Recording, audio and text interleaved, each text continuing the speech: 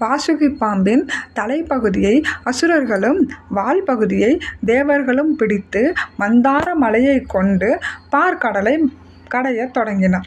அப்பொழுது பார்க்கடலில் உள்ளிருந்து காமதேனு, கற்பகத்தரு, ஐராவதம், கவுஸ்துபம் என்ற மணி, லக்ஷ்மி தேவி, சந்திரன் போன்றோர் வெளிவர ஆரம்பித்தனர்.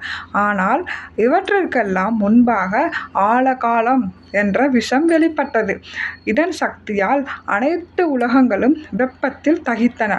இதைக் கண்டு பார்வதி தேவி பரமேஸ்வரனிடம் முறையிட்டார். உடனே பரமேஸ்வரன் அந்த ஆலகால விஷத்தை எடுத்து உண்டார். உலகத்தையே காத்தருளும் சிவனை ஆலகால விஷம் என்ன செய்ய முடியும்? ஆனாலும் மயங்கி சரிவது போல் தோற்றம் கொண்டார் நீலகண்டர். இதை கண்ட தேவர்கள் பயந்து, சுவாமி, தாங்கள் கண் விழித்து எங்களை காக்க வேண்டும் என்று பிரார்த்தனை செய்தனர்.